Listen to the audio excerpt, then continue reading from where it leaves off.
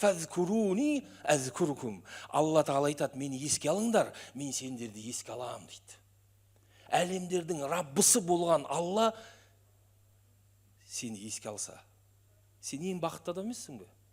Өйткені бауырлар, бізді пейішке жетелейтін амалымыз емес, пейіліміз. Пайғамбар мұсылмандарға емес, мұнафықтарға да жомарттық қойды, мүшриктерге де жомарттық танытты. Альхамдулиллах, вассалату вассаламу аля расулиллах, амма ба'д, ассаламу алейкум ва рахматуллахи та'ала баракату. Қадірлі жамағат, бауырлар, қасиетті ай баршамызға құтты берекелі болсын.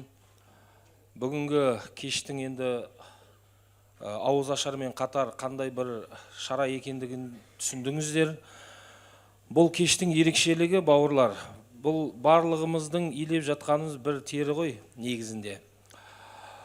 Қазіргі қоғамда дінге қызмет, руханиятқа қызмет, біз өзіміз баршамыз осы дінді түсінген азаматтар деп осы жерде бас қосып отырмыз. Сырт көз енді осы дін адамдары әйтеуір тек бір нәрсе сұрай береді деп, бір қайырымдылықпен айналысып кетті деген бір сөздер де бар. Бірақ енді бұл сол болашақта дін мамандары тек қана халықтың қолына қарап қалмас үшін алғы шарттар. Өйткені жаңа көрдіңіздер, Муслим Хаус деп төлеген ұстаздардың кезінде жүргізіп, қазіргі жастардың дін оқып жатқан, Нұр-Мүбаракта әсіресе оқып жатқан жастар қосымша қазіргі таңда қажетті мамандықтарды қоса игеріп, меңгеріп келеді. Ертең осы жігіттер мешітке, дін саласына қызметке барса, халықтың садақасына қарамайды олар. Олар өйткені әр қайсысы тіпті студент бола тұра қазір белгілі бір мамандық иесі болды. Оның ішінде осы қазіргі заманымызда қажетті сұранысқа ие мамандықтарды меңгеріп игеріп жатыр. Ал жалпы Алла Тағала хадис бар. Инналлаха ла юайиду хаза дин биражулин фажир. Егер Алла Тағала қаласа, өз дініне мұсылман емес адамды да қызметші қылдырып қояды. Өйткені мен бір мысал бере салайын, бір айтқаным бар, тағы да айта кетейін. Мына Павлодарда Жолдас деген имам бар. Жиі барып тұрамыз әртүрлі шараларға, жақында да болдым. Сол Жолдас осыдан 4-5 жыл бұрын Павлодар жанындағы медресені колледж статусына айналдыру үшін білім департаментіне өтініш жасайды. Ол жерде спорт кешені болмағаннан кейін оған колледж дейтін статус бермейді. Енді колледж қылу үшін, спорт кешенін салу үшін имам кәсіпкерлері жинайды, бірақ нәтиже болмағаннан кейін ақсақалдарды жинап айтады мешіттегі. Мен анау бір еврей бар, заводы бар, сол еврейге барайыншы дейді. Ақсақалдар айтады, ол қыста қар сұрасаң бермейді, оған бармай қой дейді. Жолдас имам айтады, жоқ, мен жаңағы эскизный нені алдым да, спорт кешенінің. Еврейге кірдім. Еврей қарап тұрып, яхуди ғой енді, Құран айтқандай, ашадду нас адаватан лиллазина аману ал-яхуд. Аудармай қойын. Сөйтіп, қарап тұрып айтқан екен, мынау, сендерге қыста салқын болады. Мен сендерге басқаша қылып салып берем деп, спорт комплекс салып берген жағы еврей медресеге.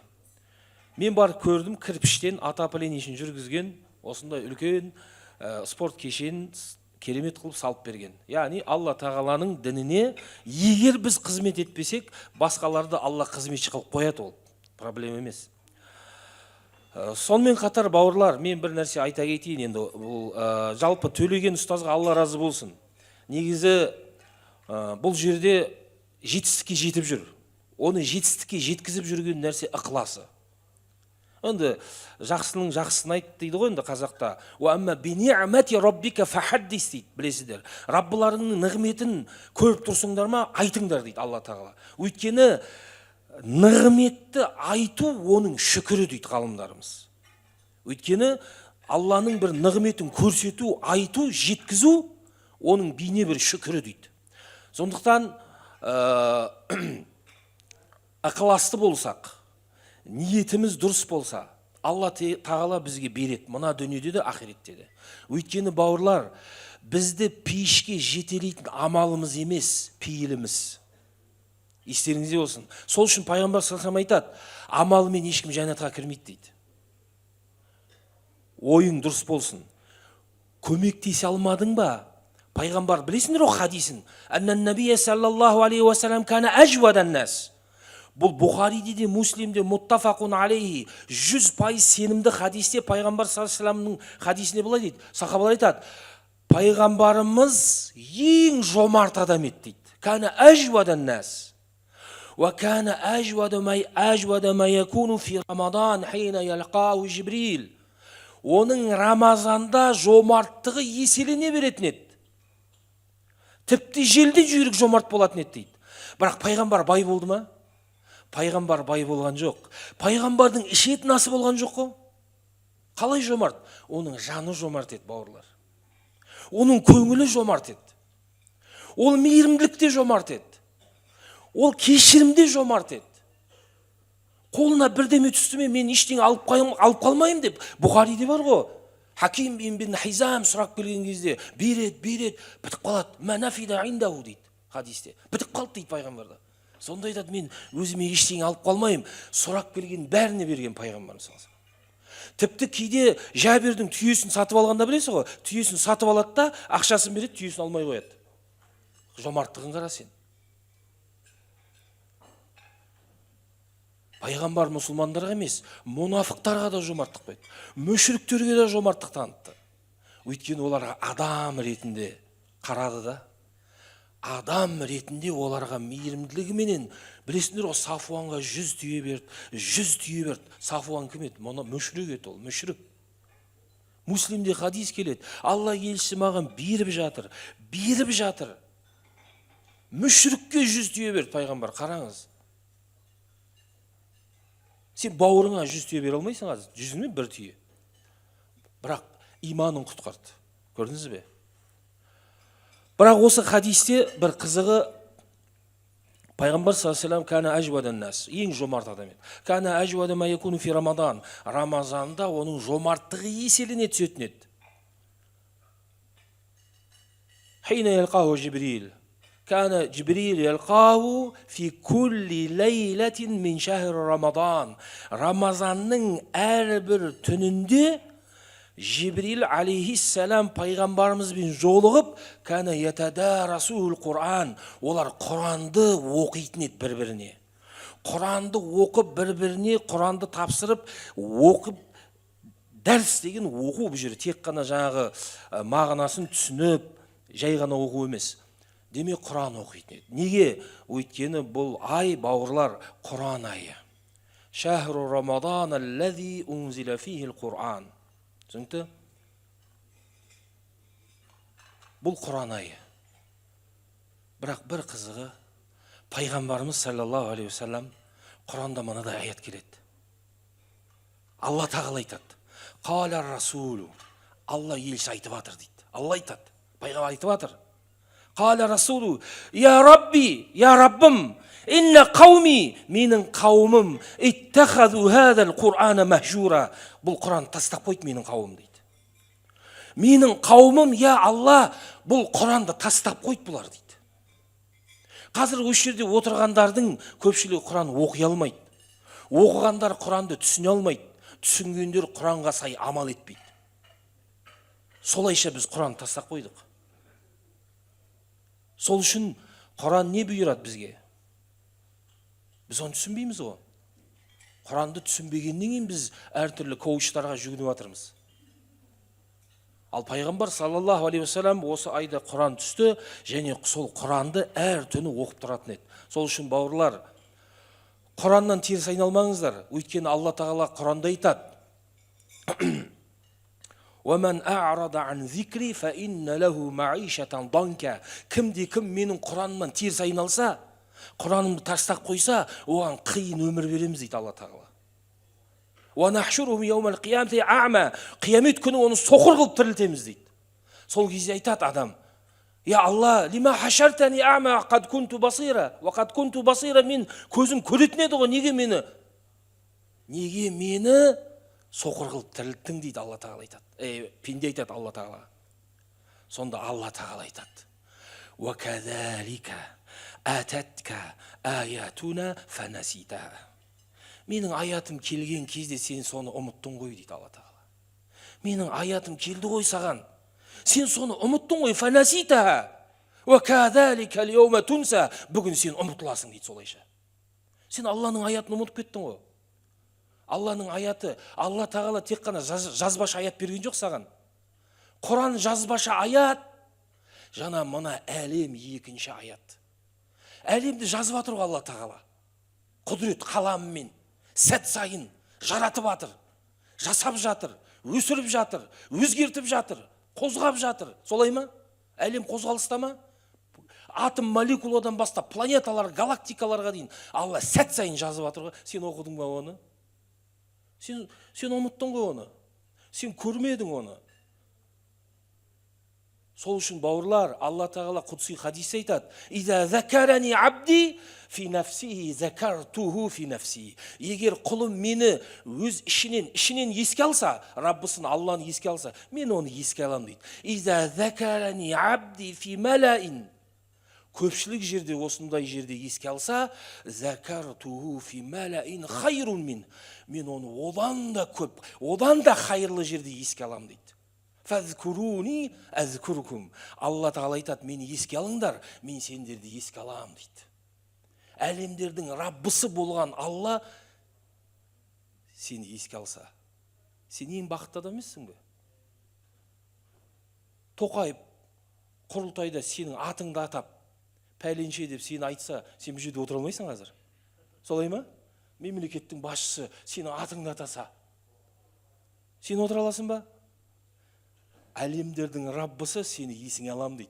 Тек бір ғана шарт, сен мені есіңе алшы дейді. Солай ма? Құранның бір атауы не? Зикр. Түсінікті?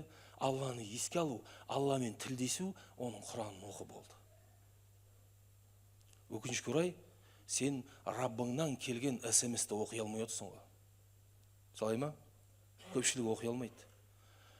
Оқығаннан кейін түсіне алмайсың. Егер саған басшыңнан, мемлекет басшынан хат келсе, СМС келсе, сен басқа тілде келсе, соны түнімен аударып оқып аласың ғой. Аудармашы тауып. Қалай болса да оқисың, қалай болса да түсінесің оны сен. Түнімен ұйықтамайсың ғой сен. Бірақ Алланың хаты 1400 жыл болды келіп қойған. Бірақ біз үшін ол. وَمَا أَنْزَلْنَا عَلَيْكَ الْقُرْآنَ لِتَشْقَى. Біз саған Құранды бақытсыз болуың үшін түсірмедік дейді Алла Тағала. Сен бақытты болу үшін бұл Құран түсті. Өйткені мәниттахада худая, өйткені Құран тура жол ғой. Кімде-кім менің тура жолымды ұстанса, фәлә ядиллу вәлә яшқа. Ол еш уақытта адаспайды, және еш уақытта бақытсыз болмайды дейді Құран айтады. Бақытсыз болмайсың. Мына дүние һәм ақыретте. Сені бақытты қылу үшін бұл Құранды бердік деп тұр Таха сүресінде Алла Тағала. Бірақ сен бақытты басқа жақтан іздегің келеді. Сондықтан бауырлар, біз егер Алланың кәләмін, енді өкінішке орай өлім жетімде сондай жерлерге ғана Құранды арнап қойдық қой. Негізі Құран біздің өміріміз ғой. Бүкіл жағдаяттарға Құранда бізге шығатын жол тауып береді ғой Алла Тағала. Түсінсек егер. Сол кезде бізде қайырымдылыққа да, жақсылыққа да, ізгілікке де Құран не дейді? Фастабикул хайрат, жақсылықта жарысыңдар дейді Алла Тағала. Жарысыңдар. Өйткені Аллаға қарай асығуымыз керек, жарысуымыз керек, жүгіруіміз керек. Түсінікті? Сондықтан бұндай хайырлы іс, оның үстінде Рамазанда, бұл Рамазанға жетпеген адамдар да бар, бауырлар. Жете алмай қалды қаншама адам. Бірақ бізді жеткізді ме? Бірақ бір қызығы, ғалымдарымыз айтады: Рамазанға жеттің ба болды, күнәң кешіріліп кетеді екен. Негізінде. Жетсең болды. Ауыз аштың ба, екі қуаныш бар деді. Не? Ауыз ашқанда, ораза ұстаған адам екі қуаныш бар ғой. Ауыз ашқанда екінші Раббысына жолыққанда дейді. Демек гарантия, ораза ұстадың ба, Раббыңа жолығасың. демек жәннатқа кіресің. Жәннат гарантия. Сондықтан Алла тағала бізге осындай сүйінші, осындай бір керемет мүмкіндіктер беріп тұрғанды біз пайдаланып қалайық, жақсылықта жарысайық. Бұл бауырлар өзі бір керемет хадис бар. Пайғамбар саллаллаху алейхи ва саллям айтады: «Хуррима алан-нари», тозаққа харам болды дейді. Тозаққа түспейді ол адам. Кім? «Күллу хаййинин лаййинин сахлин қарибин минан нас». Қараңыз, 4 категория. Бірінші, жайлы адам. Және жұмсақ адам. Екінші хадис бар: рахимун рақиқул қалб. Жүрегі жұмсақ, мейірімді адам міндетті түрде жәннатқа кіреді дейді. Бұл хадисте де жүрегі жұмсақ адам жәннатқа кіреді. Екінші, содан кейін сәхіл. Сенімен сөйлесу, сенімен жұмыс жасасу, сенімен әңгімелесу, сенімен келісім шартқа отыру, кез келген сенімен сапарға шығу жеңіл болса, сен жәннаттықсың дейді. Сен тозаққа түспейсің дейді пайғамбарымыз. Адамдар болады өзі, қиын адамдар болады. Онымен сөйлесу да қиын, әңгімелесу да қиын, тағы басқа. Пайғамбар саллаллаху алейхи ва саллям сенімді хадисте: сен жеңілсің ба, адамдарға қарым қатынаста ашықсың ба, сен тозаққа түспейсің дейді. Қарибин минан нас. Адамдарға жақын адам дейді. Көпшіл адам, адамдарға пайдасы тиетін адам. Түсінікті? Сол үшін қараңыз, «Я юхаллазина аману» деп бастады ғой ораза аят, не? Ей иман келтіргендер деп. Солай ма? Ал иман деген кезде пайғамбар айтады: «Имататул аза ани тариқ минал иман». Жолдағы біреуге зиян тигізетін нәрсені алып тастау да иманнан дейді. Қараңыз, біреуге зиян тигізбеу керексің.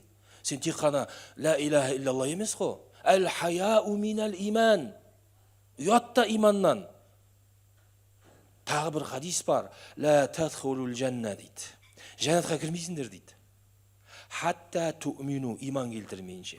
Ла ту'мину хатта тахабу. Сендер иман келтірген болмайсыңдар, бір-бірлеріңді жақсы көрмейінше дейді. Көрдіңіз ба? Адамға жақын болсаң, адамды жақсы көрсең, сен тозаққа түспейсің. Сондықтан жаңа айттым ғой, амалыңмен жәннатқа кірмейсің сен. Өйткені асқалу фи мизанил муъмин яумал қияма. Қиямет күнінде мүміннің таразасында ең ауыр келетін нәрсе не? Намаз емес, ораза емес, қажылық емес, хуснул хулқ, көркем мінез құлық. Неге көркем мінез құлық білесіз ба? Сенің намазың, сенің оразаң, сенің зекетің сені көркем мінез құлыққа жетелеу керек. Сол кезде таразыда ең ауыр келетін нәрсе сенің көркем мінез құлығың болады. Өйткені сенің садақаң, қараңыз, қаулун ма'руфун ва мағфиратун хайрун мин садақатин ятбауал аза. Сенің садақаңнан хайырлы дейді. Не? Жақсы сөзің, адамдарға кешіріммен қарауың. Сол баяғы адамдармен қарым-қатынасың. Адамдармен қарым-қатынасың дұрыс болмады ма, сенің садақаң саған керек емес дейді бізге. Адамдарға зиян беретін, міндетсейтін садақаң керек емес. Сол үшін ислам шынайылыққа. Сол үшін айтады, неге біз сұрап жатырық, неге төлеген шырылдап жүр? Хуз мин амуалихим садақа дейді. Алла тағала айтады. Олардың мал мүліктерін ал, садақа ал дейді олардан. Алу үшін сұрау керексің. Осылай жинау керексің, шай беру керексің, уағыздау керексің. Хуз мин амуалихим садақатан тутахирухум дейді. Бірақ сол садақа оларды тазартады дейді. Уа тузаккихим, рухани кемелдендіреді дейді. Көрдіңіз ба? Садақа, зекет сөздің өзі екі мағынасы бар. Зака өсу, екіншісі тазарту деген. Алла жолында не берсең де, ол сені тазартады. 100%. Бірақ ниетің дұрыс болсын. Сондықтан бауырлар жаңа айтып жатыр, Құранды неге айтты? Өйткені Құран бізді жақсылыққа, ізгілікке, қайырымдылыққа, мейірімділікке, осындай адами құндылықтарға шақырады Құран бізді. Біз соны оқысақ, бойымызға сіңірсек, біз осындай қайырлы істерде жұмыла кірісетін боламыз. Өйткені бұл біреудің жеке мүддесі емес, ол елдің болашақтың ертең болашақта жастарымыз жан жақты сауатты өсетін болса, онда біздің қоғамымыз алға қарай жылжиды және болашағымыз жарқын болады. Алла разы болсын, рахмет.